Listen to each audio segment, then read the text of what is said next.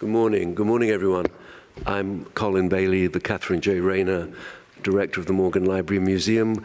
Welcome to all of you intrepid visitors this morning. We have, as often happens, we have a lot of people signing up, and I think people will come in throughout the morning and early afternoon.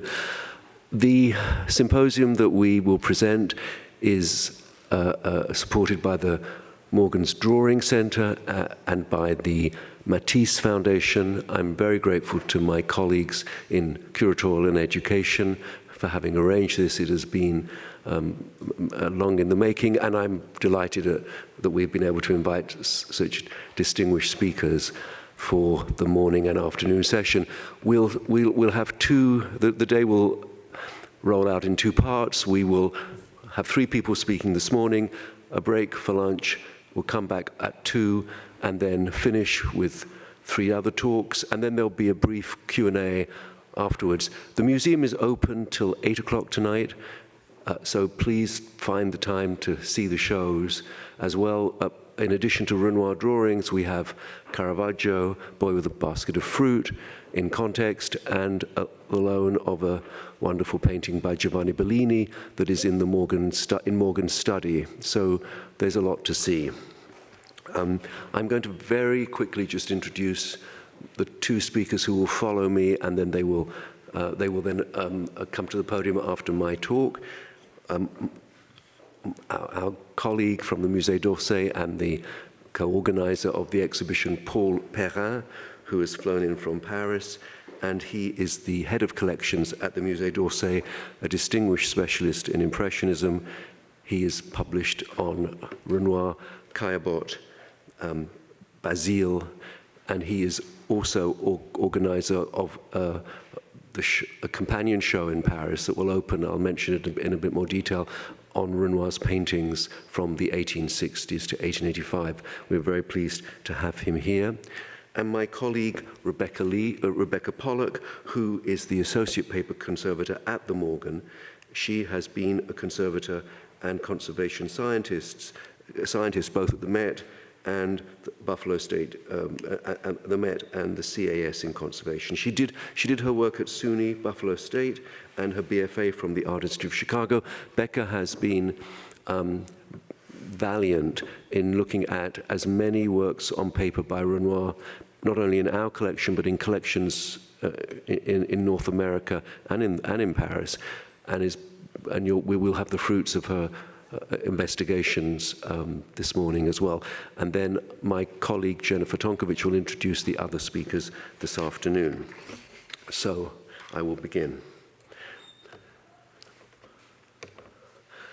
After Renoir's death in Cagnes-sur-Mer on the 3rd of December 1919, anecdotes circulated that he had paid so little attention to his drawings that, I'm quoting, instead of using newspaper, he stoked the fire with them. Such was his lack of concern, one of his contemporaries wrote, that the lighting of the fire consumed, unfortunately, many of these pieces of paper. By the way, these are not real paintings. These are AI-generated images. Do not worry. They are not. This didn't really happen, I don't believe. But I'm very proud of the fact that AI and myself could find a way to get them on the screen. Jean Renoir, Renoir's son, recalled his father ordering Gabrielle Renard, the housekeeper, to empty out his portfolios. It's silly to keep all that stuff. A dealer might try and sell them. I think they're pretty, protested Gabrielle, but she had to obey him, and the entire contents would go into the stove, except for 1 or 2 watercolors, which she would manage to hide behind a piece of furniture when his back was turned. These are stories. They're not reality, but they continue to inflect historians of Renoir's works on paper well into the 1950s. This is not AI, this is André, Albert André, painting a portrait of Renoir in 1913. So it's taken a century or so after the survey of 156 works on paper that were shown at Durand-Ruel's gallery between the 4th and 23rd of April in 1921 to make a first stab at a review of Renoir's works on paper in various media, and to consider the various purposes for which these works on paper were made. Renoir is estimated to have produced around 800 works on paper, maybe more, in a career of about 60 years, and his number of oils is estimated at around 4,000. When our exhibition moves to the Musée d'Orsay in Paris in March, there will be even more to celebrate. Paul Perrin, who I mentioned, and his colleagues are organizing Renoir and Love, an ambitious survey of Renoir's paintings between 1865 and 1885 that will be on view in Paris and will then travel to the National Gallery in London and the MFA Boston. This spring will also see the long-awaited publication of a scholarly, annotated edition of 314 of Renoir's letters, from a corpus estimated to be around 1,700 letters.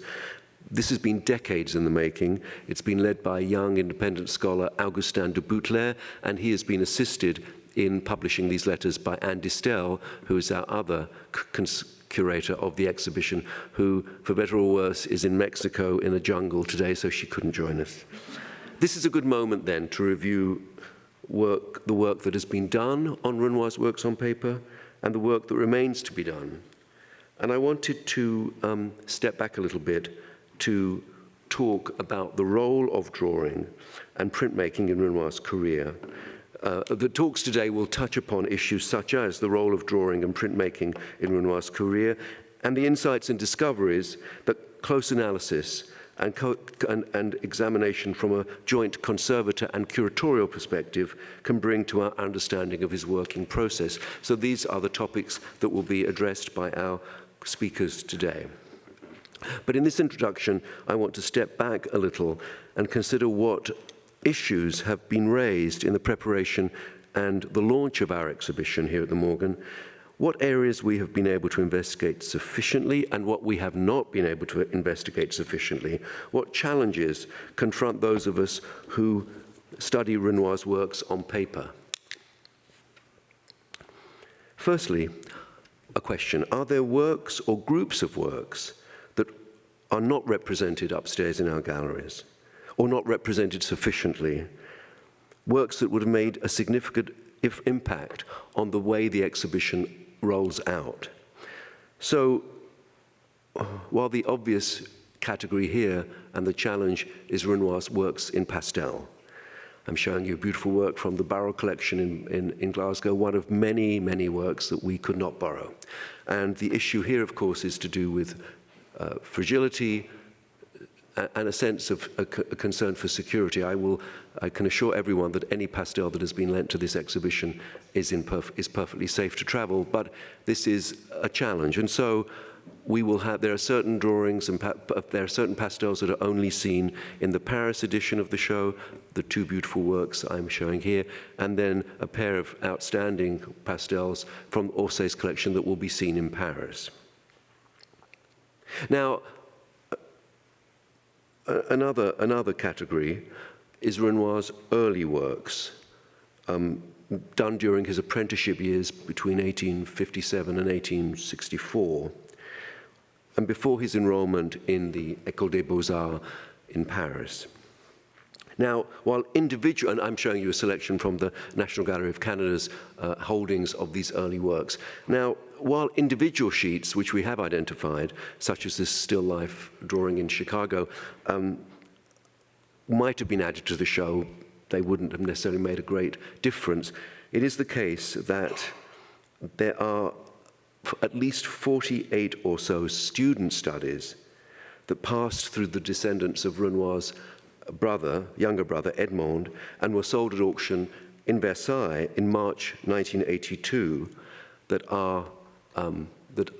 are perhaps a lack. The two drawings we're showing from this period, the studies after the Mars Borghese and the Richelieu Mercury, are from that sale in 1982. Now, thanks to the photographic archives kept at the Duruel family and the Wildenstein Plattner Institute that are both devoted to the documentation and eventual publication of a full catalogue raisonné of Renoir's works in all media. Thanks to these repositories, we have been able to identify at least some of these early drawings that have yet to resurface. Only a handful have. So among them are works that you might not think are very Renoir-like. This hyper-realist study of a skeleton that was listed among 12 studies after the antique, academies, and skeletons.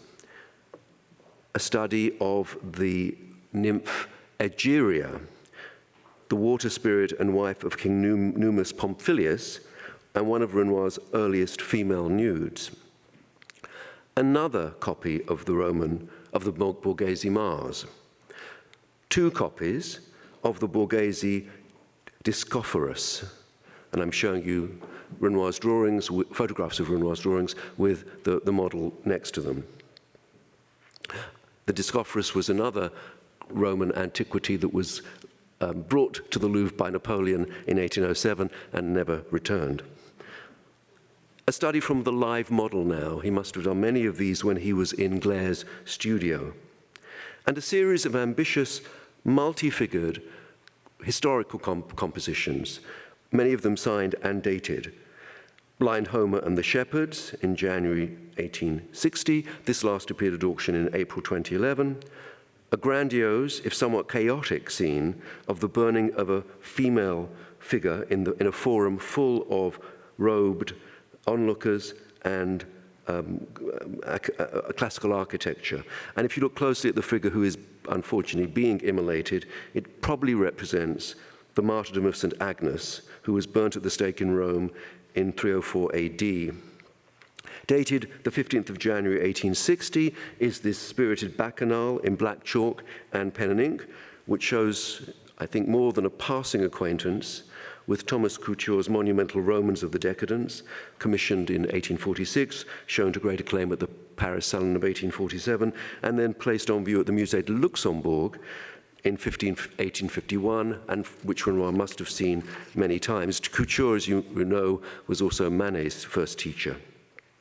In July 1860, Renoir makes two spirited copies after the Laucan group. And it's noteworthy that all of these drawings I've shown you were made before Renoir entered the École des Beaux-Arts, gained admission to that institution in April 1862.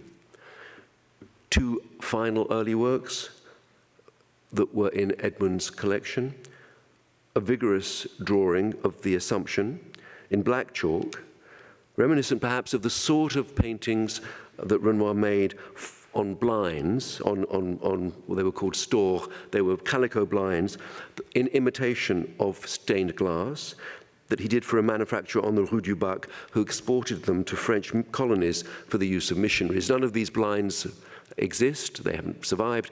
I'm just proposing this might have been the type of subject he painted on them. And finally, the Suitor, a work catalogued as a painting on paper, which is a pastiche of a pastoral by Boucher and reminiscent of Narcisse Diaz and other proponents of what we call the Neo-Coco revival, the interest in French artists in the 1840s, 50s, and 60s to look back at the Ancien Régime painters, Watteau, Boucher, Fragonard, and find a way of introducing those themes into their work.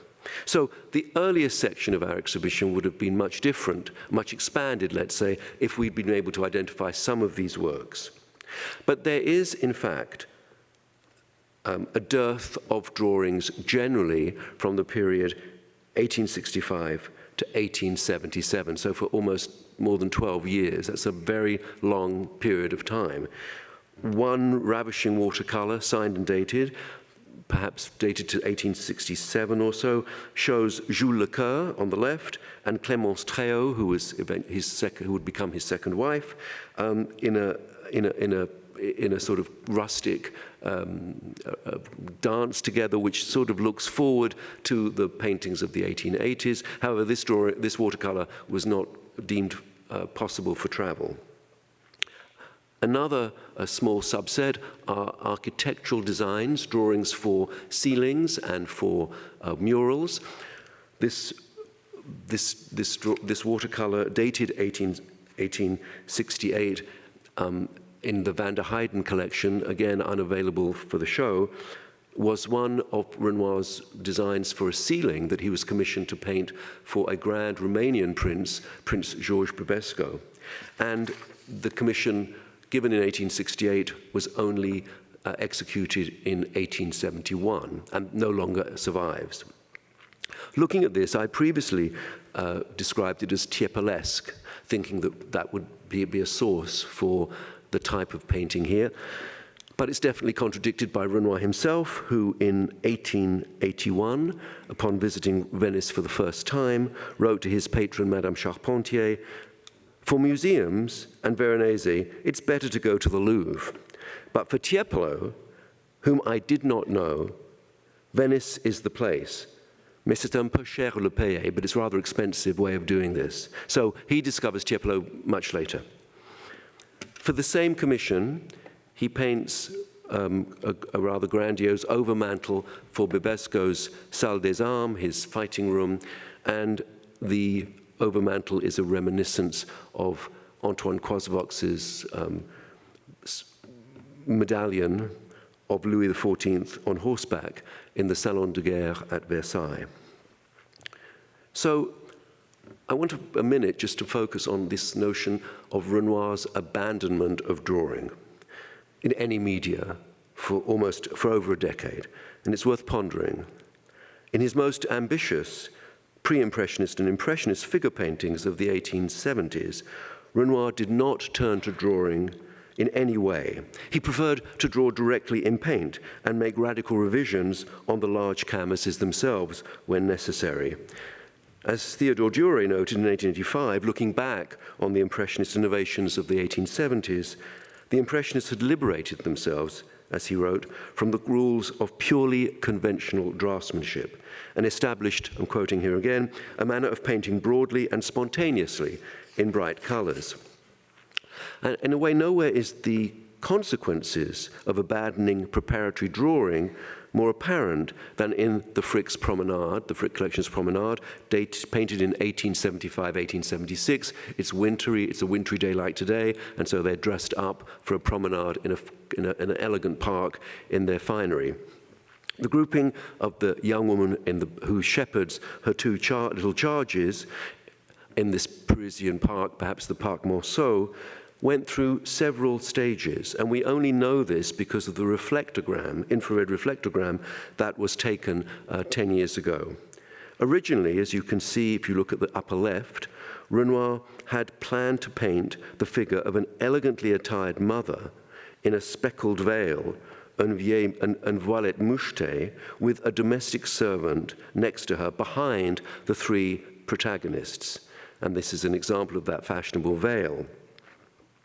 So he initially conceived of the picture as a mother and her three children, perhaps, promenading together with a domestic servant behind her. By painting the mother out, and by painting the domestic out, Renoir decluttered his composition, opening up the background to the majestic sweep of the park at the upper left. Now, a single black and white drawing is known for The Acrobats, painted in 1879, a large and wonderful painting in the Art Institute of Chicago, and the drawing itself remains in the descendants of Sir Kenneth Clarke, and they refused to lend it, but that's fair enough. We were sorry not to have it. However, my feeling is, and Anne Distel proposed this, that this is not a preparatory drawing, it's possibly a drawing from memory, or quite recent memory, of after the picture was completed, even though, as you'll notice on the lower right, there's the presence of a passing clown on stage as well, which is not in the painting. So I'm still not altogether sure, but this is the only black chalk drawing that we can relate to the Chicago picture. There are two beautiful pastels, signed and dated works. One I don't know where this is, and the second is in Copenhagen. These are not preparatory, but they are perhaps related to another full length, Leaving the Conservatory and the Barnes Foundation, which all explore similar themes of young urbanites socializing in formal attire. Now, for the umbrellas, a masterpiece at the National Gallery of London, which was painted at two moments, in 1881 and then completed in 1885. So it's painted in two different styles. The earlier style is on the right, the later style is the figures on the left and all of the umbrellas. For this painting that was made over several years, Renoir could look to a group of studies of milliners, but between 1878 and 1885, and I'm showing one that's in the show. The one on the right is later, it's more Ingresque. Two that are in our exhibition. Again, they don't relate to individual figures, but they are certainly exploring the theme. And then also these two ravishing pastels, which I do not know where they are, which show the young women, milliners' assistants perhaps, in their umbrellas, far away from the pleasures of the city. This one looks as if she's on the seaside. And another later drawing in red and white chalk that reprises the theme, but again is not in any way strictly preparatory. So, as I hope we've demonstrated in our exhibition, it is not until 1885 to 1886 that Renoir begins making preparatory compositional drawings of any scale and concentration in a way that might be expected of a traditional artist, and this is a notable departure from his previous practice. Certainly, there are a handful of studies in black chalk and in watercolor for dance in the country. This was done early in 1883, and it's the only full length of this marvelous triptych of paintings for which there are any preparatory drawings at all. So it's for the two painted versions of Maternity, 1885 on the left, 1886 on the right, that Renoir for the first time produces a group of works, a series of groups of similar scale and that are directly preparatory. These drawings, quote, charming in their grace and finesse, shown on easels, were among those seen by Berthe Morisot in Renoir's studio on January the 11th, 1886. As she confided to her journal, I'm quoting, Renoir showed me a whole series done from the same model with about the same movement. He is a draftsman of the first order, and it would be interesting to show all these preparatory studies for a painting to the public, which generally imagines that the Impressionists work in a very casual way. As Anne Distel pointed out to me, Morisot assumed that the subjects of Renoir's paintings and drawings were models. As she said, he showed me a whole series from the same model, which reminds us that she was still unaware that Morisot, a good friend, was unaware of Aline Charigot's relationship with Renoir, let alone the fact that it had a first child, Pierre. Renoir kept secrets. Now, the dossier around the Great Bathers, which is a central part of Gallery 2, has been comprehensively treated here, so I won't need to discuss it further, although Rebecca Pollock will bring some interesting, fresh insights into this painting and to its drawings in her presentation. Far less complete and far more frustrating in a way is our knowledge of Renoir's landscapes, his sketches and studies for landscapes in watercolor and pen and ink. Renoir referred to this type of drawing as his documents, material for me to use in the winter. Such fundamental questions as where these watercolors were made and when they were made are still difficult to answer. For the Morgan's impressive view of a park from the Thor collection, which we've dated between 1885 and 1890, Anne Distel proposed that it might have been made in the Parc de Villeneuve-l'Étang, a few kilometers west of Paris. Looking closely at the figures in the foreground at left, and I'm going to give you a rather muddy detail of them, looking closely at them, I had speculated that they might be a reminiscence of the washerwomen at the banks of the river Orche that Renoir painted in Essoir in 1888. However, after the show opened, Paul Perrin kindly sent us an image of this small Cézannesque landscape with bathers that has been dated to 1885, but which I think dates later in that decade, from the Schaaf collection in Berlin. Anne had already made the connection with this painting, but she only knew it from a black and white photograph. So if we look at this Arcadian picture, but look at those trees in the background and look at the figures, I think we can see there may well be a connection with our drawing. And even my putative washerwomen are perhaps stand-ins or ideas for the two bathers in the foreground. However, as Paul also noted to me, the handling of our drawing is not very Cézannesque, and therefore it raises the interesting question of whether works in watercolor and oil painted around the same moment may have their own facture and their own handling that are not necessarily allied. The Morgan landscape seems to me to be freer and closer in handling to a slightly later work at the Albertina, not in the exhibition, which has the merit of being inscribed and signed by Renoir and dated 1890. You can see that in the lower right-hand corner. We don't know where this was painted, where this watercolor was made either, but it's been suggested that it represents a view at Mézay-sur-Seine, where Eugène Manet and Berthe Morisot had rented a summer house in 1890 and were joined by Renoir in September of that year. Similarly frustrating is this carefully composed watercolor from the Lachenmann collection that is dedicated to Valentine Clapisson by Renoir himself. And it's hard to see. Well, you may see it in the lower right, Renoir's careful inscription. You can certainly see it in the drawing in the exhibition. Valentine Clapisson was the wife of a stockbroker and collector Léon Clapisson, who had commissioned two portraits of her from Renoir in 1882 and 1883. One of them was returned to him. The Clapisson wasn't happy with the first effort. But Renoir clearly remained friendly with Madame Clapisson, and the inscription is an example of that. The landscape seems autumnal. We are at the banks of a river, perhaps, or of a stream, but there's nothing else to help us identify the location. And when the drawing was reproduced in facsimile, as it was in 1921, with the inscription removed for this process, it was simply listed as paysage d'automne, or an autumnal landscape, so we're not very much further.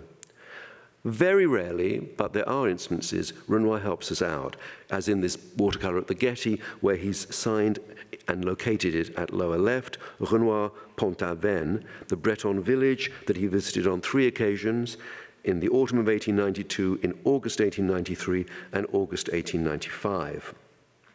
For this luminous, shimmering landscape from the Met, which is in our show, it was dated by the late Rick Brettel to 1889 and placed in Aix-en-Provence in relationship to a painting at the Yale Art Gallery. Now, I'm not altogether sure of that connection. There's no Mont Saint-Victoire to be seen in the watercolor, but this is still a challenge. As Gauguin noted of Renoir's works on paper, in Renoir, nothing is in place. As if by magic, a pretty patch of color, a caressing light, say all that is needed. For the landscape watercolor from the Éveillard collection, that is a promised gift to the Morgan, I propose that it may relate to a scene that he paints in Pornic, which is in Brittany, in southeast Brittany, where he and his family spent 2 months in the summer of 1892. It's not an exact match, as you can see. But I also draw your attention to the lower left-hand corner of the drawing. There's a circular stain here that Renoir must have been left by Renoir's little bottle of water in which he was using for the watercolor when he was working on this on his sketch pad. His dealer, Ambroise Vollard, was relentless in having Renoir sign and authenticate works that he would have been able to sell later on. So with a certain wit, Renoir initialed this seat at Vollard's request with a halo of sorts around his initial. And we see, a little less obviously, we see it again, the same process again in the second watercolor from the Éveillard collection, the Renoir's initial at lower left. Now, I've invoked Vollard because he would be among Renoir's most assiduous and persuasive dealers, encouraging him in his later decades to make lithographs and sculpture and helping to establish a market for Renoir's drawings. As noted, Only a very few of Renoir's earliest collectors were interested in his drawings. Pastels are slightly a different matter. One of these was Charles Ephrussi, on the left, a cultivated and wealthy founding editor of the Gazette des Beaux-Arts, and one of Renoir's keenest collectors, and the Impressionists in general, around late 1870s, early 1880s. Ephrussi owned a choice collection, which included Renoir's beautiful drawing of the young woman with the muff that's at the Met and that's in our collection, our exhibition. This superb black, red, and white chalk drawing, very beautifully blended, shows an elegant young woman dressed for the cold, as she could be arriving today, and she's shown with a delicate veil to protect her face from the dust and detritus of Paris's streets. And you can look really closely when you see this drawing and you see the meticulous little veil around her face. This was one of 3 versions of the composition that were made in 1881.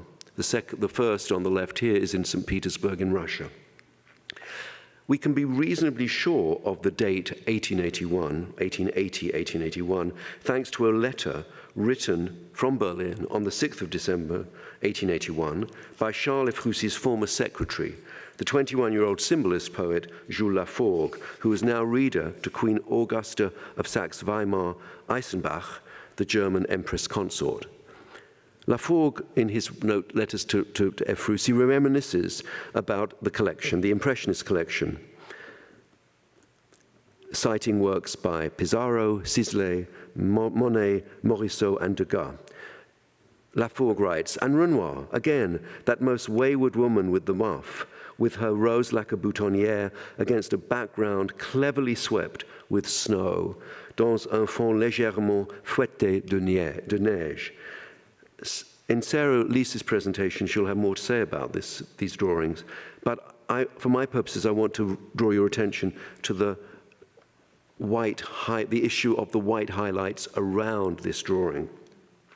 This is not a representation of snow, but it confirms that the drawing itself had this complete white background when it was finished in 1880, 1881. And why I'm lingering on this for a minute is because the use of white chalk or white pastel in the background of Renoir's works, routinely seen after 1885 and 1886, we can see that this is anticipated by the Met's drawing of 5 years earlier.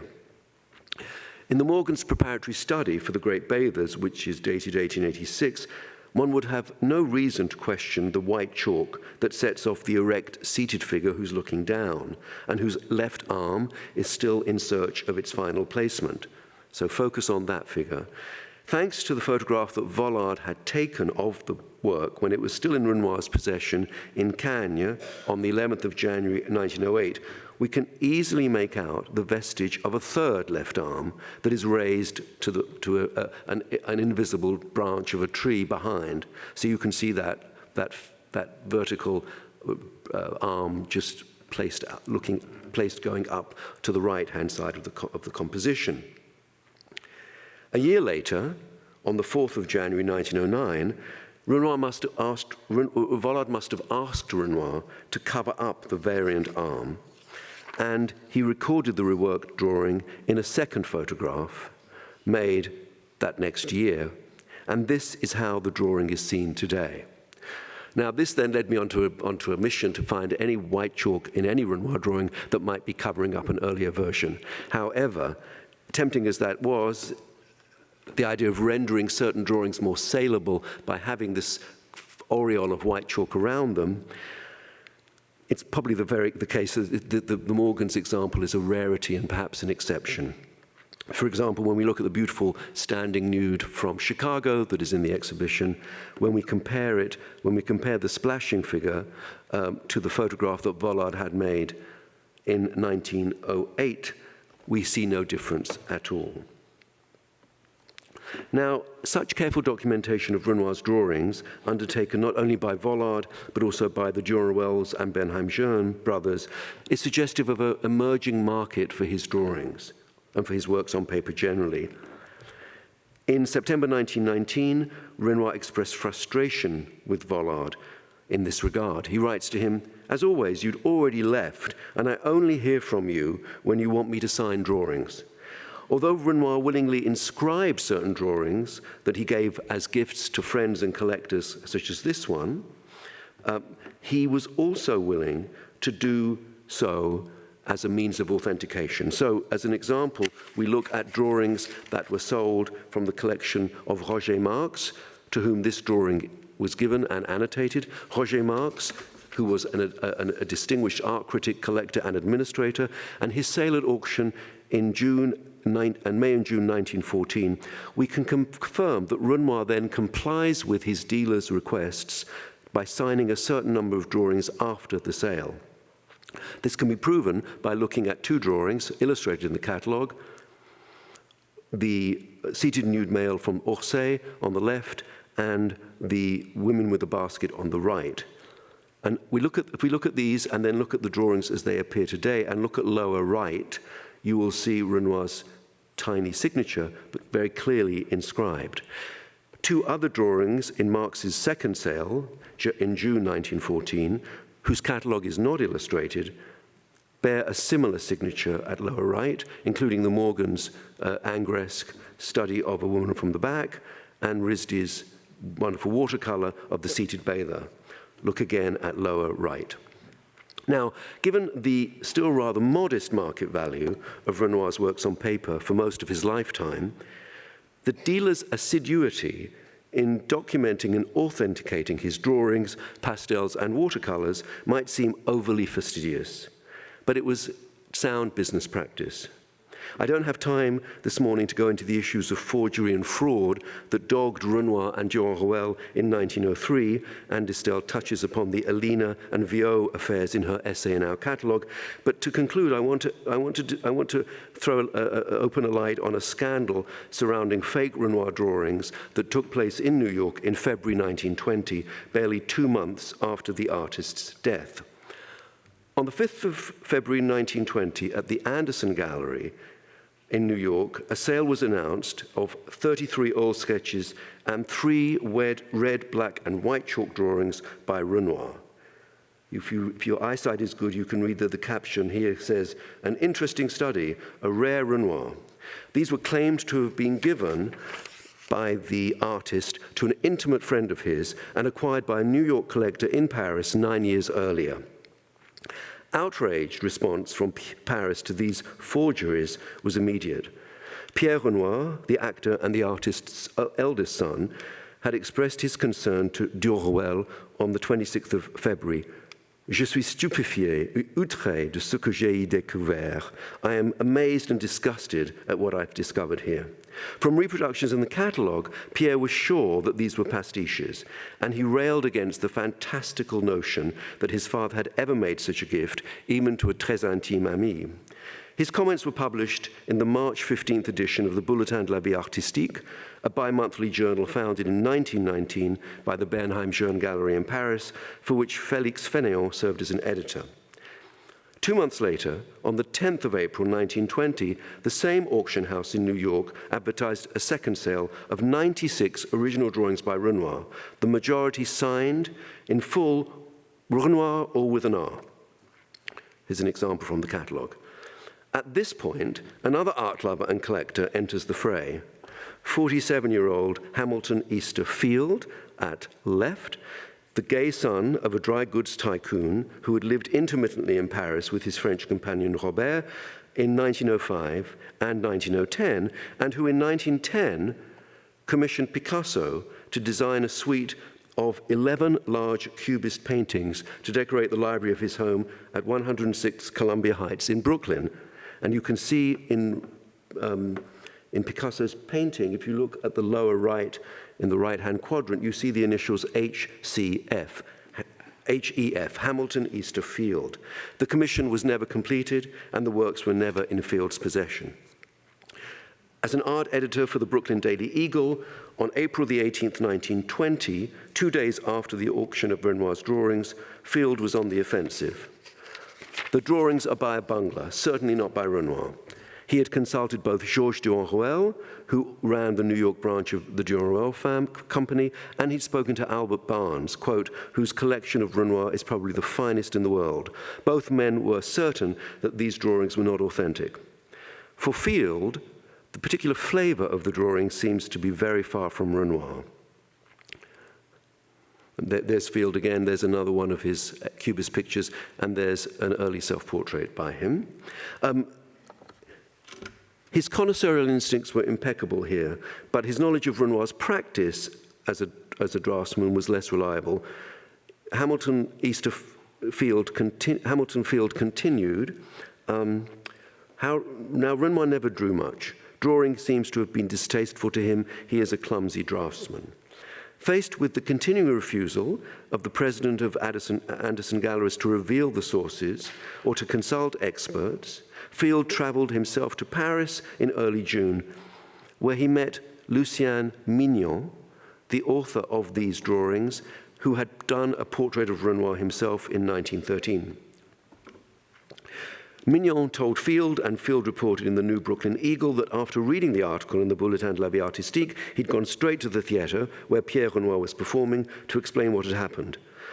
A certain C.V. Miller, president of the Louis XIV Antiques Company, with premises at 249 Fifth Avenue, had acquired both a group of paintings and sketches by Mignon in Paris in October 1919. On returning by steamer to New York at the end of the following month, Miller had met Georges Duranrouel on board, who informed him that Renoir had just died. Miller then offered the collection to Mitchell Kennelly of the Anderson Gallery with the explanation that these Renoir drawings had been acquired 9 years earlier from a certain Baroness Zimmermann, recently deceased, who had purchased them directly from one of Renoir's models. From Mignon's studio on the Rue Surcouf in the 7th arrondissement, Field then visited Pierre Renoir at home, and while he was there, the industrialist Maurice Gagnat, Renoir's most assiduous collector, came by and confirmed that these drawings were all by Mignon. Theodore Duret, 81-year-old art historian and collector still alive, who remembered being in Brooklyn 60 years earlier, was also dismissed the attribution of these drawings to Renoir. Hamilton Easterfield continued to publish articles in both the Brooklyn Eagle and Arts magazine, and he expounded on the forgery, explaining that Miller had effaced Mignon's signature, added Renoir's signatures in their place, and by December 1920, the barrage of articles came to an end. Mitchell Kennelly, the 42-year-old president of Anderson Galleries, refused to admit any wrongdoing and maintained that the works were genuine. On the 15th of December 1920, the Bulletin de la Vie Artistique ran a piece entitled New York s'occupe encore des faux Renoirs. New York is still bothered with Renoir's fakes, and summarized the reporting, expressing amazement that the sordid parties involved in a story that is no longer of interest to any of us continue to make a fuss in New York. There are 10 drawings by Mignon in the Princeton Art Museum. They're catalogued as by Mignon.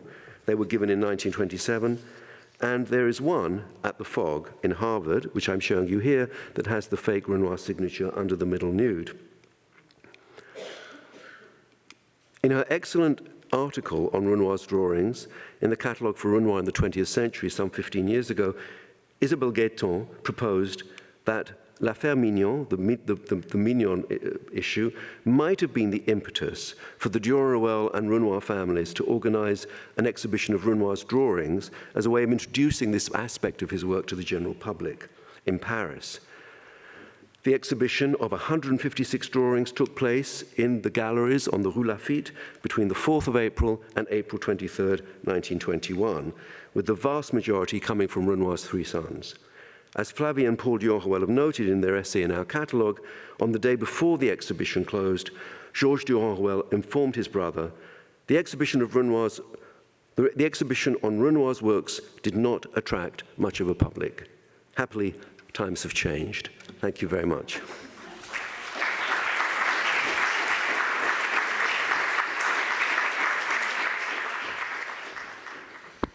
Good morning, everyone. I'm very happy to be here today. I was afraid there would be no planes to come from Paris, but it's fine. I'm here. I'm not sure I will be able to leave, but that's another problem. So this exhibition, Renoir drawings, and the symposium that accompanies it gives us the opportunity to study for the first time in a truly thorough way an entire facet of the artist's work. They also allow us to reflect on one of the most important issues in his oeuvre, an issue at the very heart of the exhibition, the break of the 1880s, that crisis which led him to doubt everything and to question himself profoundly. Just before that break, in 1882, Renoir presented the luncheon of the boating party at the Impressionist exhibition organized by Durand-Ruel, and it was almost a triumph. Never had one of his works been judged so favorably. A year later, the dance paintings were shown at the Durand-Ruel's gallery, and once again, the reception was a success. And yet, paradoxically, it is precisely this success that was followed by the artist's deepest crisis. We recall the famous sentence reported by Ambroise Vollard. Around 1883, it was as if a break had occurred in my work. I had gone as far as I could with Impressionism, and I came to the realization that I knew neither how to paint nor how to draw. In short, I was at a dead end. How could Renoir have reached that point? How could he reject Impressionism so violently and doubt so radically his own value and achievements? These late life remarks reported by Vollard were no doubt a bit exaggerated, yet they correspond to a reality. We find echoes in them, of them in the artist's correspondence of the 1880s, and above all, we see their effect in the work itself. The crystallization of this crisis will be on the idea of drawing, of the place of drawing in his art. Renoir imposed on himself a kind of graphic self-discipline, the opposite of his earlier practice, as we have seen before. He carried out a revolution in drawing, not in order to return to his former manner, but to move forward toward a new kind of synthesis between line and color. To understand this crisis, several factors have been proposed. Renoir's trip to Italy in 81-82, his desire for renewal, the fragmentation of the Impressionist group, his age and a possible sort of midlife crisis, a gradual rejection of modernity in favor of tradition, and so on. But another key factor may lie in the criticism he had received since his early years at the Salon. Almost 20 years of exhibition and often negative judgments from the 1860s onward must have left their mark. Even if those critiques were not the direct cause of the break, their content can shed light on how painting was viewed and understood at that time, and on what drawing meant within painting. Because what is at stake here is not drawing in the literal sense, works on paper, but drawing as a constitutive element of painting, alongside its other principal element, which is color. Paradoxically, then, I will not show drawings in this presentation, but only paintings, and yet it will be indeed about drawing. Critical discourse at the time was still largely structured by these categories: drawing and color, draftsman and colorists, categories that Impressionism and Renoir's art in particular would put under strain. To understand how art critics in Renoir's day spoke about color and drawing and how they viewed the arrival of the new painting and Impressionism, we need to step a little back. The drawing and color duality is a central tension, as you know, in painting theory and practice since the 16th century in Italy, when the first controversy emerged between the disegno, the contour line, the construction, and colore, the colored matter, the brushstroke. Florentine theory placed disegno above all else, while Venetian practice claimed a painting built more directly on the canvas through color.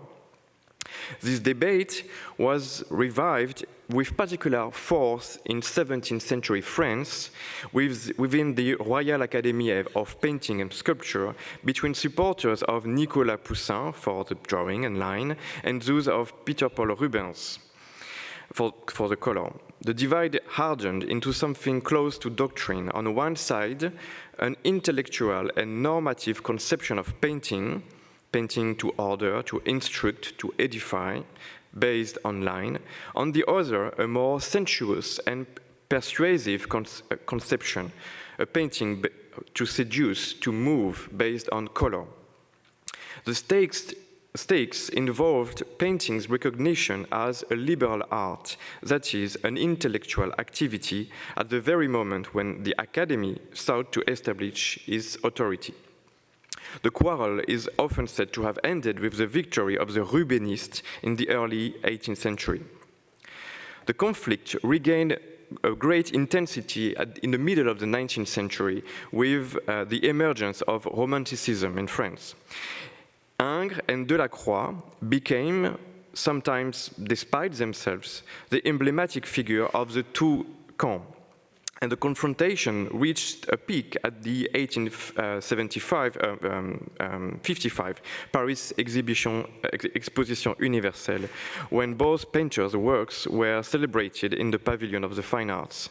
You have here a caricature of this duel, of this fight again between Delacroix and Ingres, in front of the dome of the Institut de France. We can see the two knights fighting, Delacroix on the left holding a brush lens and a paint pot on which is written "Line is only a color." Facing him is Ingres holding a pencil and a shield on which is written "Color is a utopia, long live line." There's also written just underneath, Rubens est un rouge. Rubens is a red. Rubens is a socialist, of course.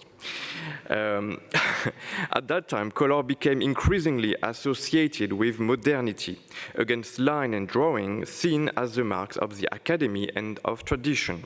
Line was aligned with reason and intellect, color with passion, lyricism, and imagination. The debate was not purely aesthetic, it was also nationally inflected. The French school, from David onward, was associated with drawing, the primacy of line, the classical model, and a hierarchy of genre privileging history painting and the figure. This theoretical and ideological framework had practical effect in training. At the École des Beaux-Arts, one studied drawing first and foremost, far more than painting and color, something that also helped sustain the idea of this French dominance.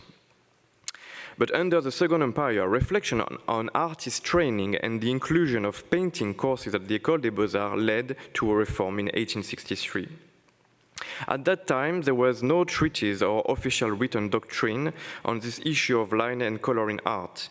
The definition of a colorist painter was very fluid.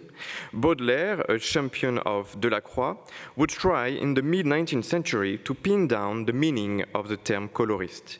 In his Salon of 1846, he devoted a long discussion to this concept and opposed colorists, epic poets, to philosopher Draftsman.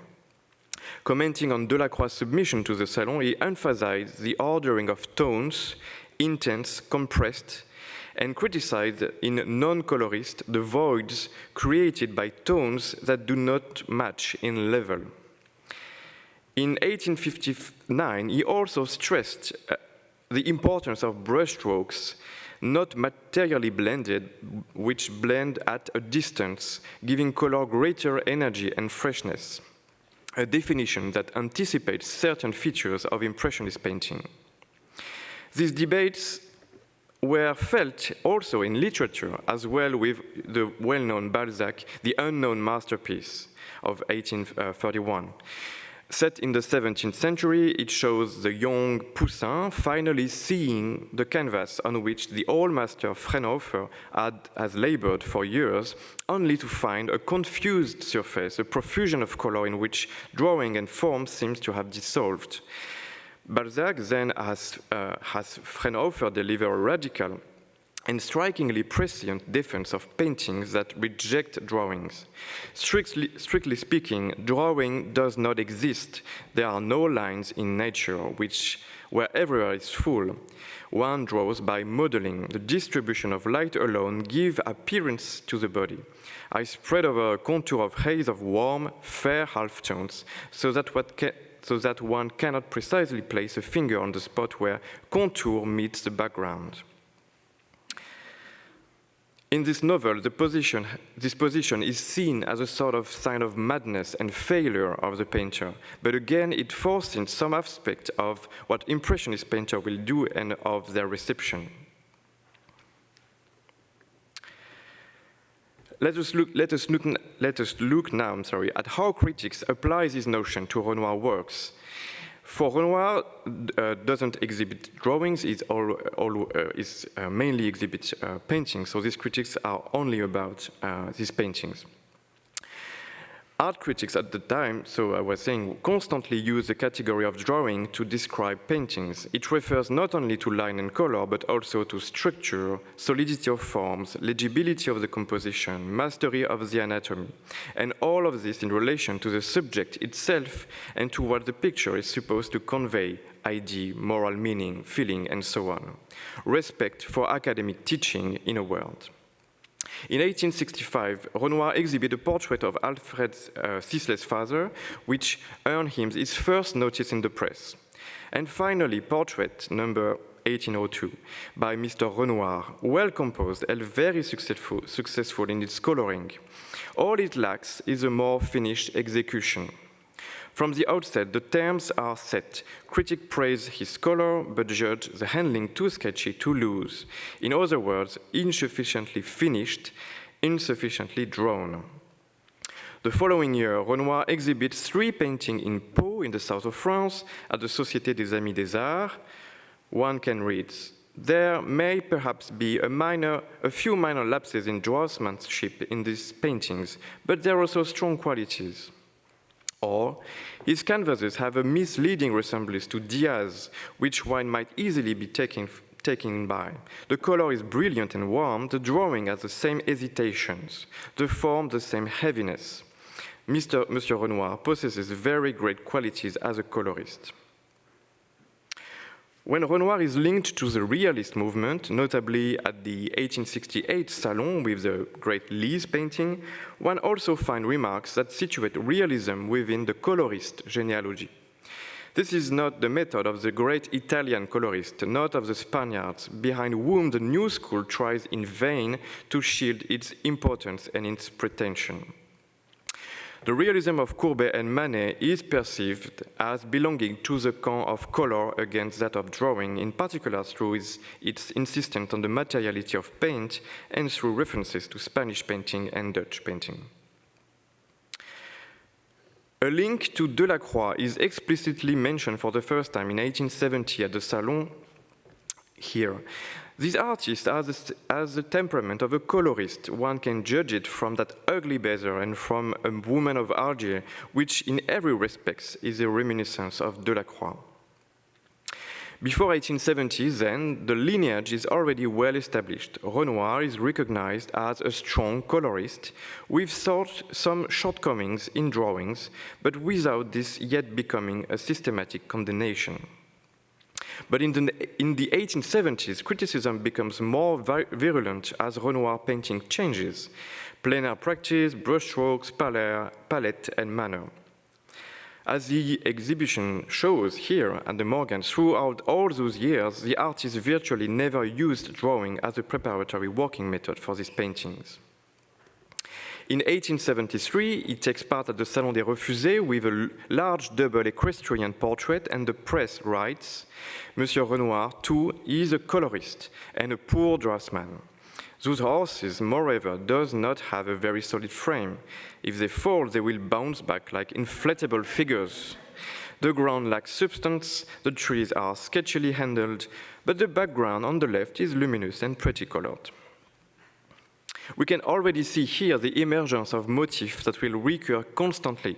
Figures without bone structure, forms without framework, a lack of solidity, it is a lack of drawing. These motifs reappear in reviews of the Impressionist exhibition of 1874, 76, and 77, in which Renoir participates. Commentators emphasize colors deemed strange and an aspect described as rough, unfinished, sketch-like, sometimes praised by some commentators as modern, but more often denounced as insufficient. In 1874, the exhibition is often read as that of the School of Color. First of all, this exhibition seems like an ambush by colorists. Brilliant, warm, silvery, vivid, luminous tones lie in wait for you in every corner, catch you off guard, and end up winning you over. This Impressionist school does away with two things: line, without which it is impossible to reproduce the form of a living being on an object, and color, which gives form the appearance of reality.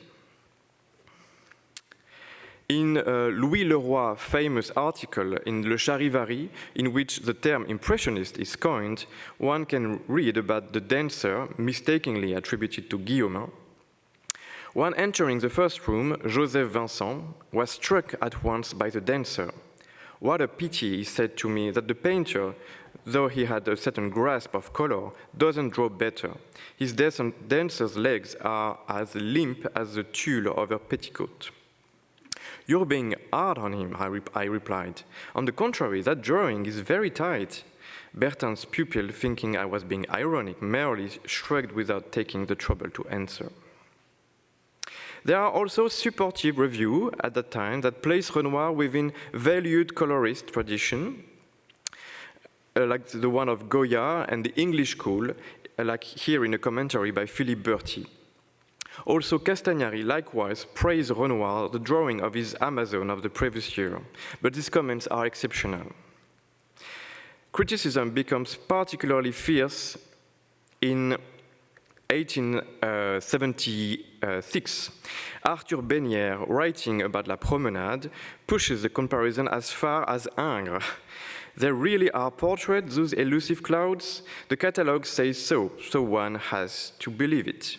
From a distance, you make out a bluish haze, against which 6 chocolate lozenges stand out sharply. What is it then? You come closer. The lozenges are the eyes of the 3 figures, and the haze is a mother and her young daughters. I prefer Monsieur Ingres' portrait of Monsieur Bertin the older." The critic couldn't have chosen a work more opposed to Renoir. And yet, strangely enough, Ingres would become a major reference point for Renoir 10 years later. Renoir shows also, among other works, the torso in the sun, listed in the catalogue as a study, often considered the first impression in nude, painted outdoors.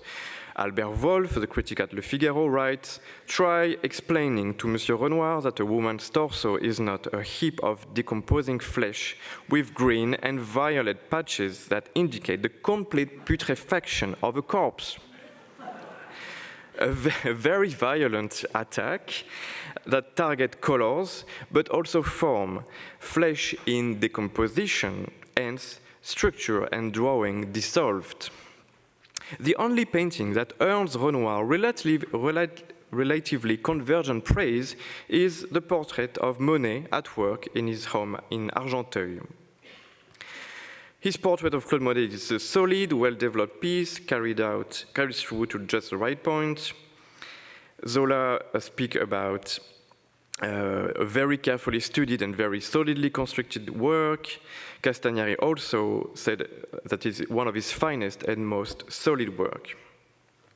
The contrast between the reception of the female figure in plein air, in light, with its dissoluting shapes, and that of a solid male portrait in interior, at work, is revealing. It also exposes an underlying value system associating line and color to structure and drawing with mastery, and color brushwork with sensation.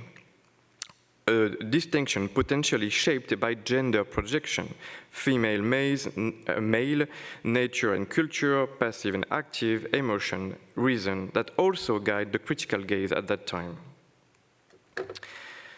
At that time, Renoir is increasingly seen as the group's colorist. Here, a poem, but I won't have time to read it.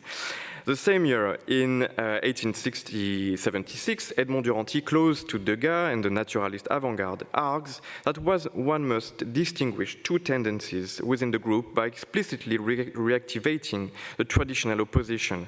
One readily understands that among these there remained the perpetual duality of colorist and draftsman.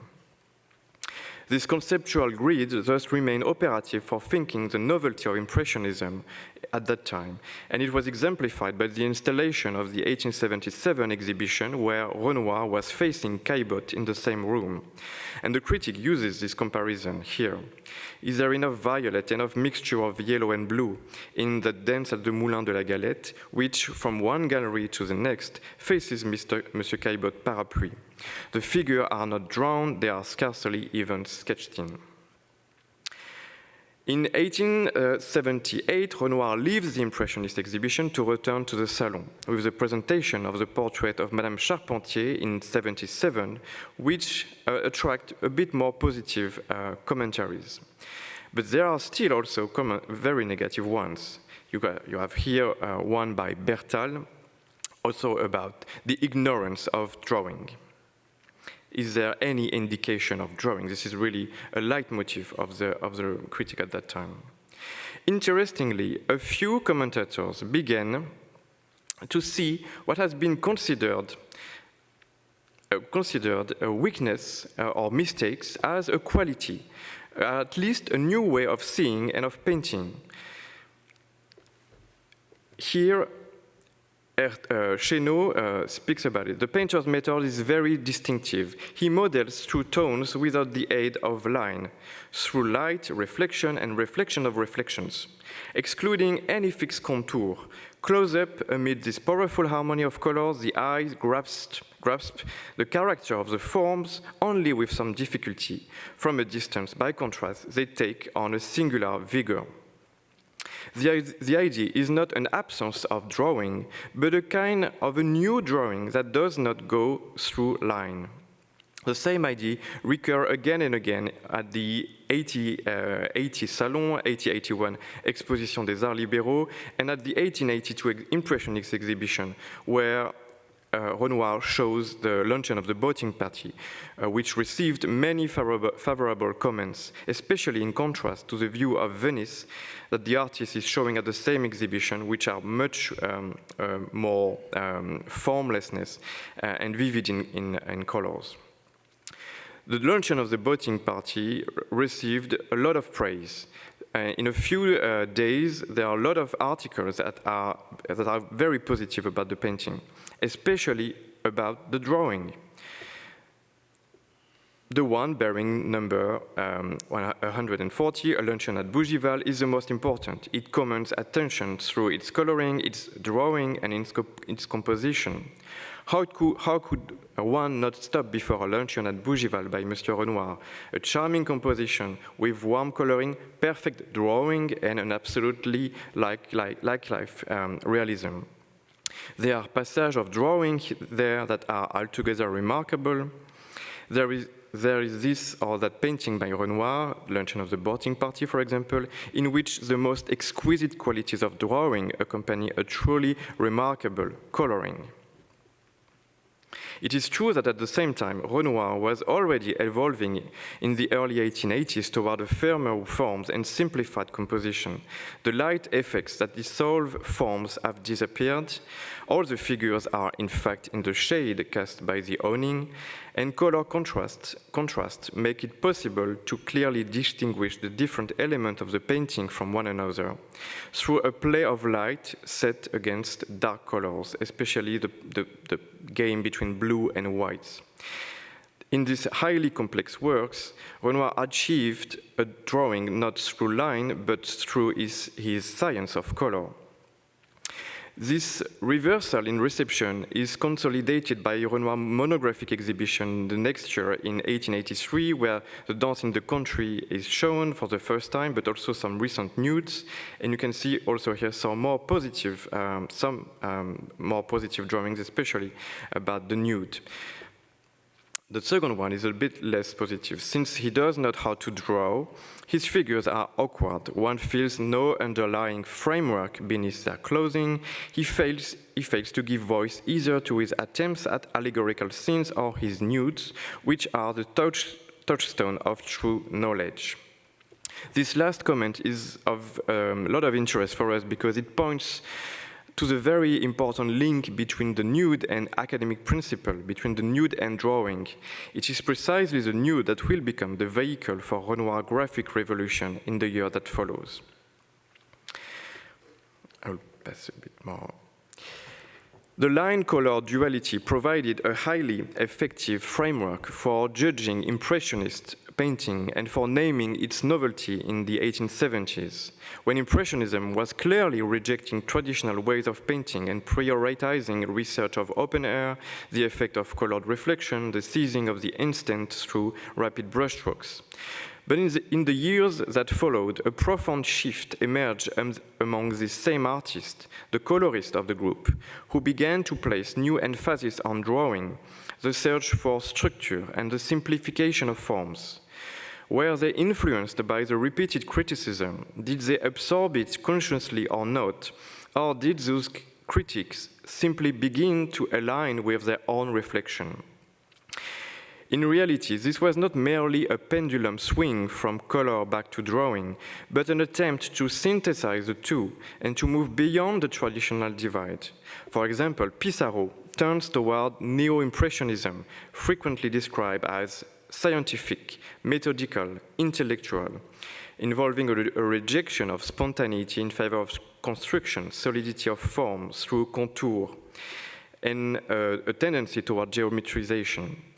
The influence of Seurat was decisive here, and we know that drawing was very central to Seurat's practice. With Berthe Morisot, one also observed a return to drawing, experiments with colored pencil, charcoals in nudes. This is reflected in her paintings through an increase in studies, a clearer use of preparatory procedures, simplification of composition, and a monumentalization of figures. It is in this context that she admires Renoir's red chalk drawing in his studio in 1886, an episode often cited. Critics register and comment on this displacement. At the group last exhibition in 1886, where Seurat shows the Grand Jatte and where Monet and Renoir did not participate, Alfred Paulet writes, "The Impressionists are now paying attention to the particularities of line. It is above all through lines that they seek to fix the impression. This transformation of Impressionism is worth noting. It marks the beginning of a retreat from pure sensation. Line is ID. In spite of themselves, painters are returning to ID, that more fertile source." Renoir, with his so-called Ingresque phase, exemplifies this turning point particularly clearly. These shifts correspond, in Renoir's case, to a more explicit search for reasoning and discourse about painting. And you know that around 1883-84, he drafts notes and projects, especially a brouillon for a grammaire, in which drawing is formulated as an organizing principle. Drawing, as he says, is the soul of sculpture, as it is the soul of painting. Nothing refines taste more than the ability to see quickly and to draw rapidly. When you have drawn a great deal and can swiftly render what you see, nothing is easier than creating the groupings or arrangement needing for your decoration. Such development should be situated within a broader shared set of questions about the decorative value of painting. Renoir exhibition in 1887, where he shows the great Basers, suscitated some new interesting comments here by Octave Mirbeau.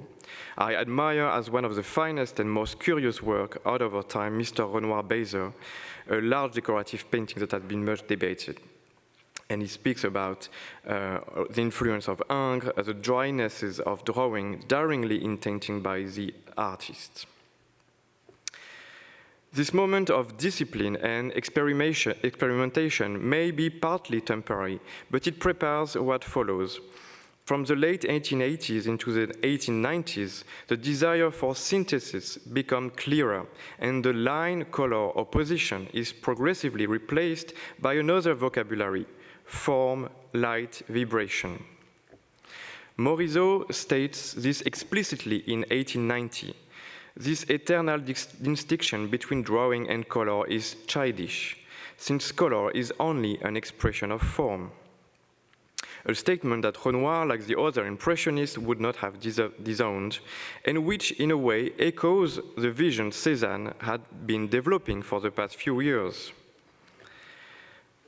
I'm sorry, this was the other, excuse me. Cézanne has been developing for the past few years. Drawing and color are not separate. As one paints, one draws. The more the color harmonizes, the more the drawing becomes precise. When color reaches its richness, form reaches its fullness. Contrast and relationship of tones, there lies the secret of drawing and modeling. By the end of the century, it is largely a Cézannian vision that will become the model. Drawing and color are no longer conceived as two opposing registers, but as two aspects of a single process. In Renoir's case, we can observe this after this Ingress crisis. The line-color duality tend to be replaced by a triangle between light, color, and form, in which everything is interdependent. Drawing practice no longer seeks only pure line, contour, or arabesque, but forms through modeling, indication of shadow and light, the colored line, and diffuse contour obtained through repetition and variation of the stroke. This shift is formulated very clearly when Renoir's drawings are shown for the first time at Vollars in 1912, and Vaucel writes at that time, "Let us say again that drawing is and must be bound up with color. One must paint the drawing, that is, seek forms in the coloring itself." Which led to Vaucel's conclusion, which stands in contrast with all the earlier criticism that we have seen before of Renoir drawings. 10 years ago, many people, painters, critics, amateurs, would have scoffed at the very idea of an exhibition of Renoir drawings. Today, everyone knows that Renoir is a master draftsman. We can also think of Gauguin's somewhat cryptic remark. At the very beginning of the 20th century, he wrote of Renoir that he is a painter who never knew how to draw, yet who draws well. That's Renoir. Renoir does not draw well in the traditional academic sense, but rather even invents a new kind of drawing in this painting. This is where I think the exhibition of Renoir drawings becomes particularly meaningful. Showing Renoir drawings does not merely complete the oeuvre, it allows us to restate at the level of practice a theoretical question that runs through the career of Renoir and lies at the very heart of his crisis. What does it mean to draw within the painting? Thank you very much.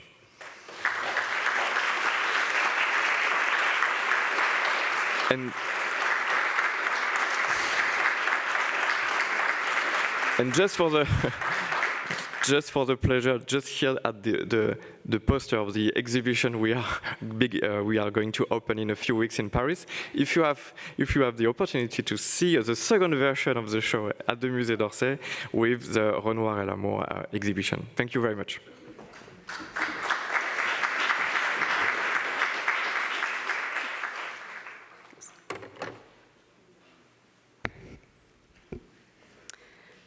Relative to his contemporaries producing art in France in the late 19th century, Renoir left little record over his 60-year career of material preferences and artistic processes.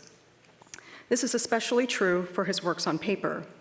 Working as an artisan and artist from the 1850s through the 19-teens, his practice evolved during a time where one was increasingly removed from the manufacture and preparation of their artistic materials. While Renoir lamented his lack of foundational technical instruction, he readily applied modern materials in traditional ways. Less than 900 drawings by Renoir survive. His varied paper supports will be the focus of Fabienne's talk, and I will focus more on media. Renoir's range of drawing media is quite diverse and includes graphite pencil, charcoal, chalks, pastels, ink, and watercolor. I will go through a few observations, including the first publicly shared technical study of his watercolors. Preparation for the exhibition also involved examination of the Morgan's Large Bather study and comparison to other large preparatory studies uniquely united for this show. Sorry, I advanced that. Renoir used graphite throughout his career, exploiting its advantage as a precise and direct medium for sketches, refined studies, and large format tracing. On the left are the 2 pages from a sketchbook Renoir used in Paris in the early 1860s, containing images that reference his training as a porcelain painter. This is one of only 2 known sketchbooks by Renoir. What we have of his work suggests that across media, he preferred to work on unbound sheets and rarely used sheet versos.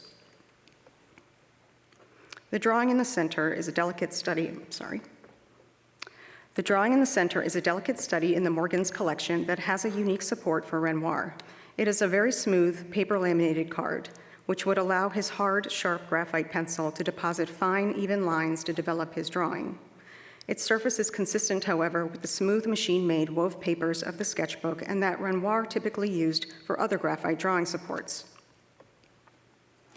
Here is a detail of one of the sketchbook pages that Colin showed, where you can see the hardness of the pencil and the sheen of the graphite. Mostly unexhibited in Renoir's lifetime, his graphite drawings may also be less known to a broad audience, in part because their subtlety would have, for a long time, been difficult to reproduce in print. In the 1880s, Renoir also used graphite for underdrawing in both paintings and works on paper. For his drawings, pencil is typically focused in discrete areas of moving parts, heads, hands, and feet, as notations to anchor the composition. With rapidly developing photomechanical technologies of the late 19th century, Renoir and his dealers understood the importance of print reproduction to publicize his work. 2 works in the exhibition, both made in 1879, are on 2 types of special prepared paper that capture a moment in time. They were designed to facilitate the photo reproduction of drawings without an extra intermediate imaging step with a halftone screen.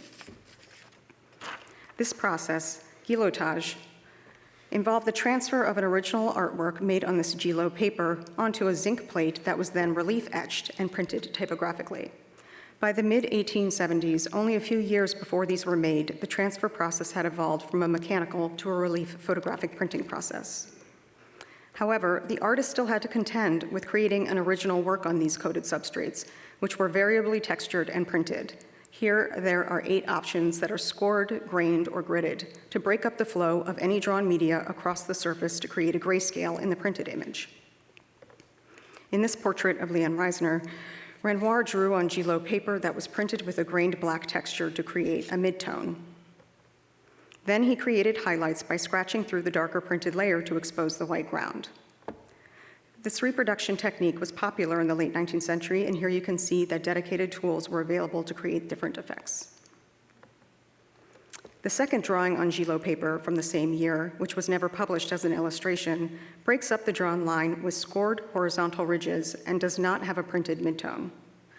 Renoir resented having to use this paper, complaining it was forced upon us and that he could, quote, never get used to it. As photo reproduction techniques quickly evolved, the artist could be much less involved. Their painting or drawing could simply be photographed.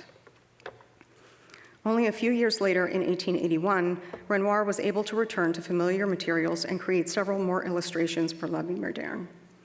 In this drawing, Renoir created the darkest areas of the image in pen and brush and black ink before applying Conte crayon to form broad tonal passages in the shadows and horizon.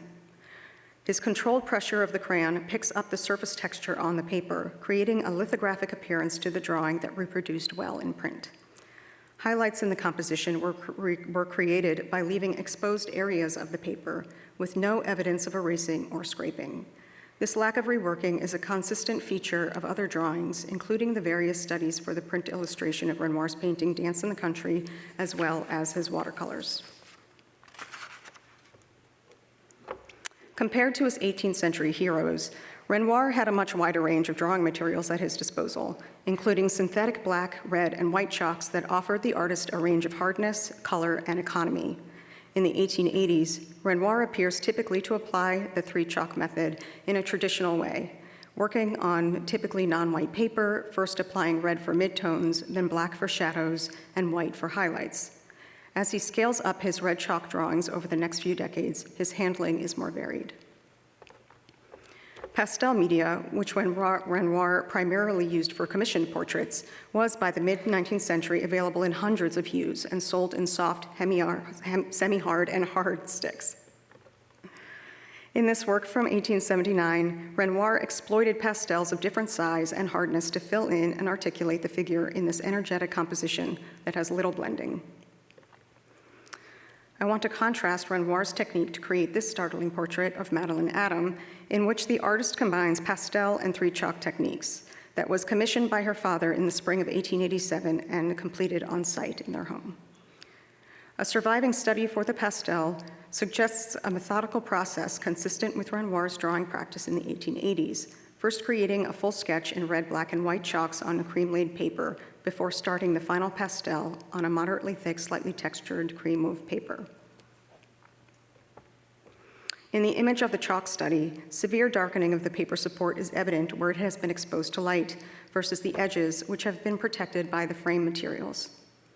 While this darkening can occur in any cellulosic paper, machine-made papers made with mechanical wood pulp and those made with acidic sizing materials, widely used by artists in the late 19th century, are especially vulnerable to this type of degradation. And it's interesting, he chose the nice higher quality paper for the final work.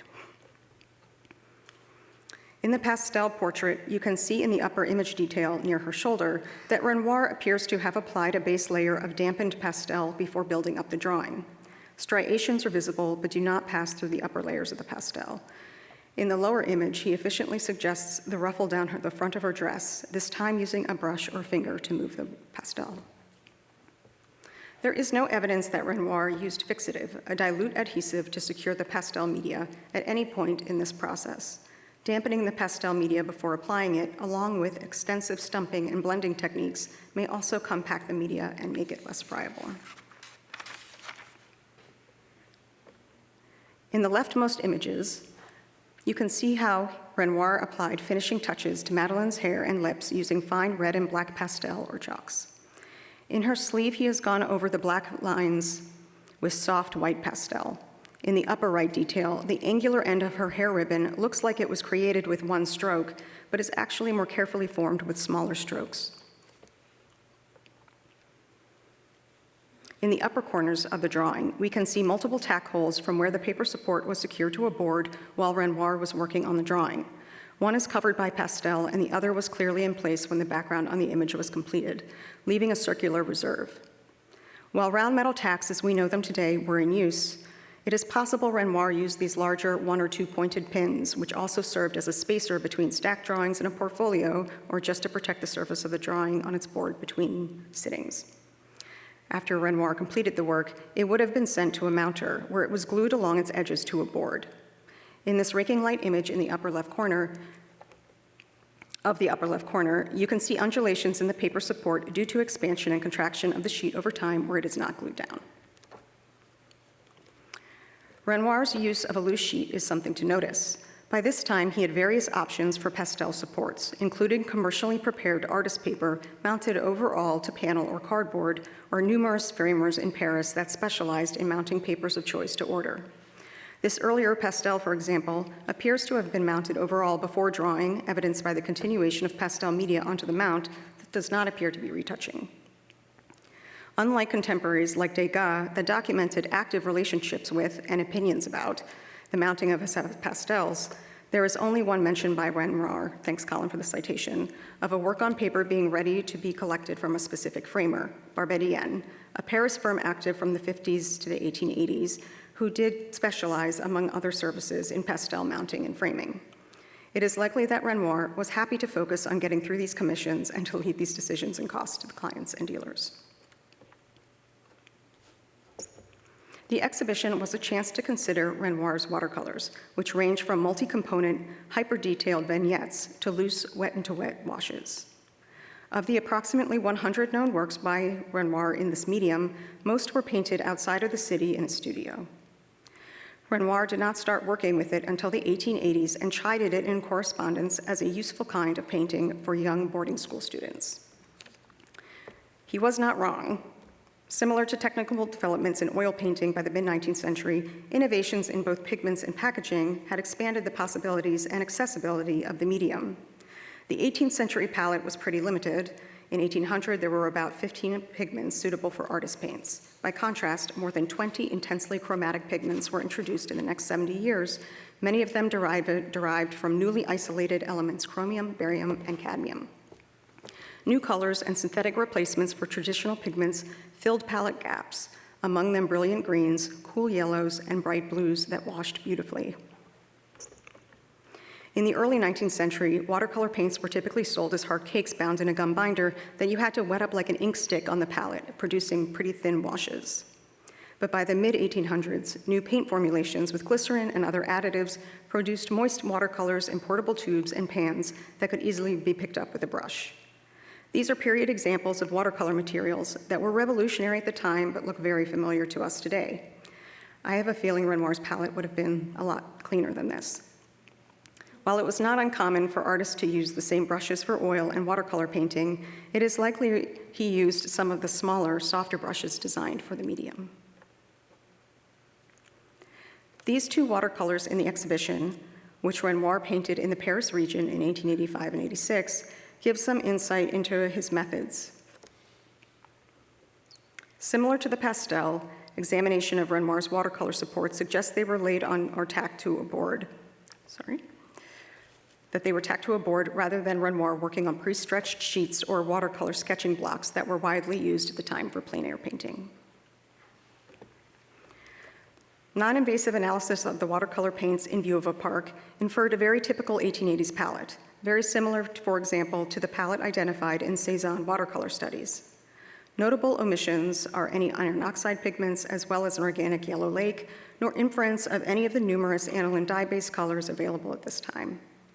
While it is interesting to compare this palette with Renoir's oil paints of the period, which include, for example, more inorganic yellows and cerulean blue, among others, more data is needed to speak to that. No underdrawing is present, and Renoir applied the paint directly with little mixing. Most of the paint is applied wet over dry. Using multiple wavelengths of light to examine view of a park and landscape, it shows how very similar methods were used to build up the foliage in each work.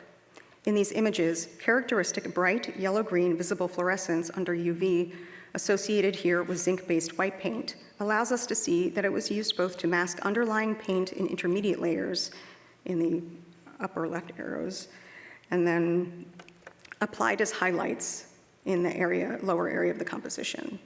Similar to his work in other media, there is no evidence of blotting, scraping, or wax resist, common techniques used by his contemporaries to reclaim reserves in the paper and rework the image. Two later watercolors dated to 1890-95 are on relatively thin laid papers. They are looser, with the landscapes washed in wet into wet.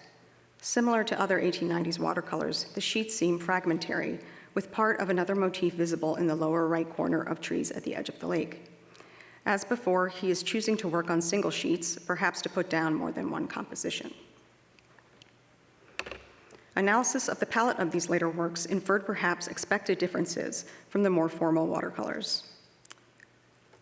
Renoir used a smaller range of paints, essentially primary colors, and yellow ochre and Prussian blue were not identified in the 1880s watercolors. Close inspection of the margins of trees suggests that in the overall blue monochrome appearance is from fading of an organic yellow component of a mixed green with a more light, fast blue pigment persisting. Now, returning to the 1880s, I want to focus on a highlight of the exhibition, the large-scale studies Renoir created for his painting, The Large Bathers. Of the more than 20 studies in various media that the artist produced in association with this major work, there are 6 surviving drawings that match the scale of the figures in the final composition. The relationship between these drawings, both sequential and physical, has been well documented by scholars. With the Orsay, Louvre, and Art Institute of Chicago studies more closely related to an oil sketch Renoir began in the mid-1880s and completed around 1902, and the Morgan, Harvard, and Wren studies more related to the campaign for the Philadelphia Bathers painting. The Harvard and Wren studies, once one sheet, appear to be the final drawing most closely related to the Philadelphia bathers. However, having 5 of the 6 together at the Morgan provided an opportunity to compare their supports and media, to consider how Renoir actively used them in his studio, and to investigate their mounting and conservation histories. Tracings of the studies were made. 4 were created on Mylar over the frame and 2 digitally to better understand the relationship of these drawings. While there are some adjustments to each composition, there are lines present that match so exactly that it seems reasonable to conclude some kind of transfer process was involved, that these works, and possibly others now lost, were not just preparatory, but iterative.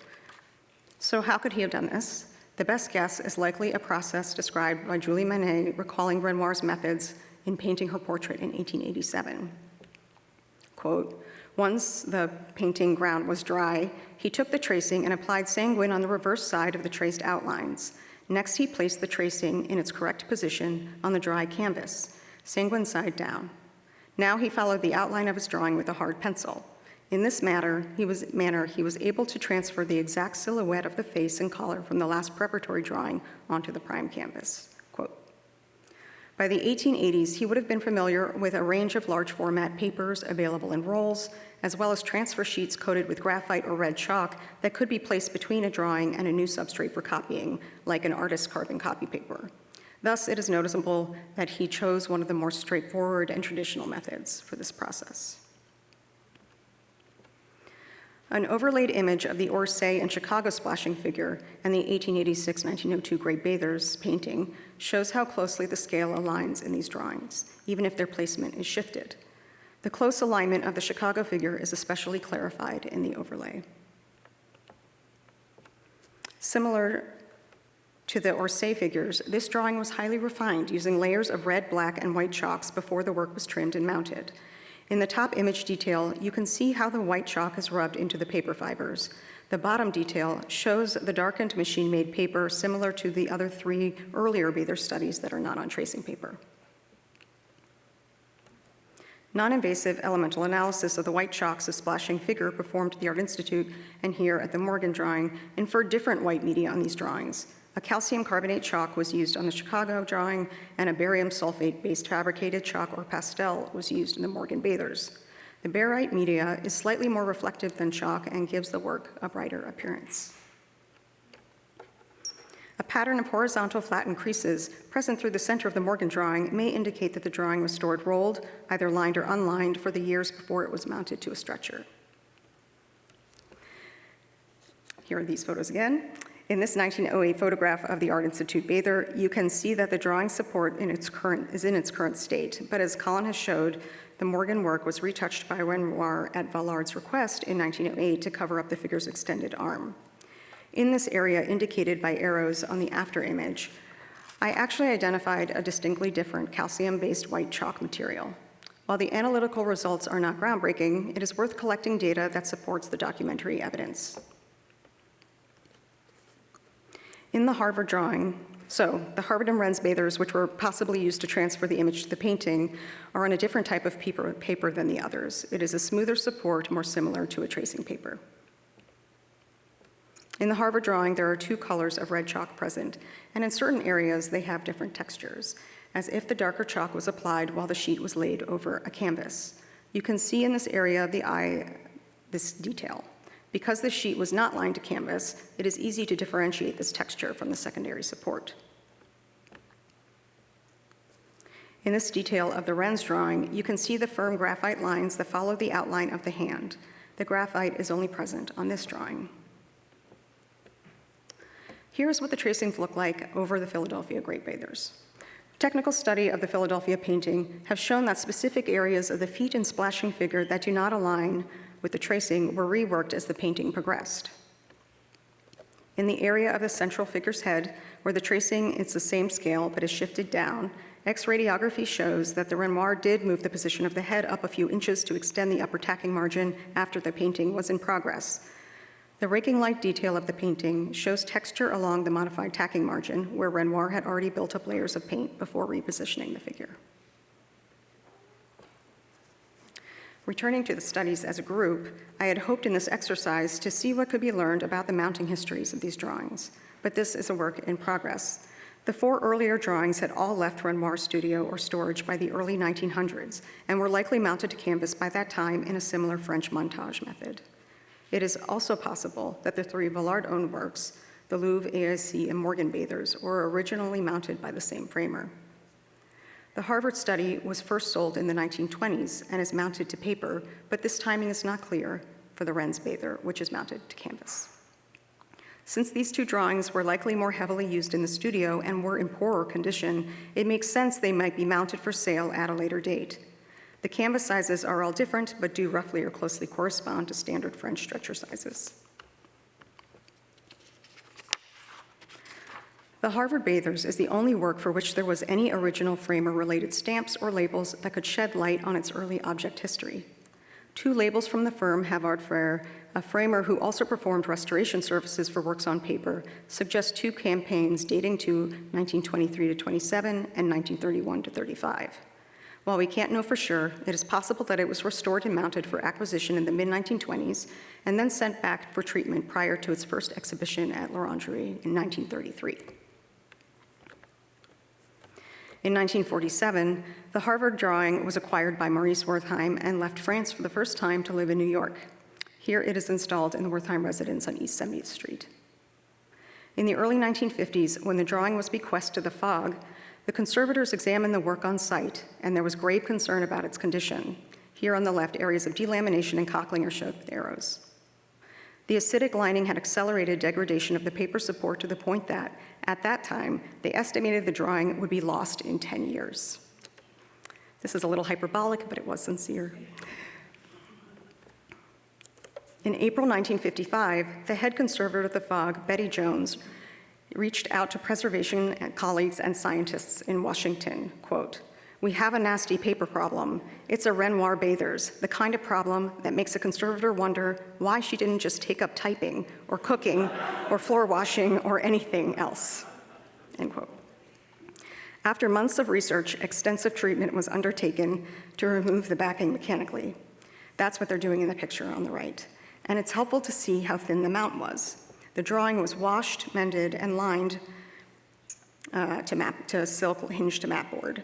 The left image shows the moment the mounted drawing was pulled away from the original stretcher, which is now lost. Reading the object file was a reminder of the object histories for Renoir's works that are yet to be discovered. So I'll stop here with some unanswered questions to thank the many colleagues who have helped me look at hundreds of works in the past year and who have been so generous with their deep wells of Renoir knowledge. Thank you all.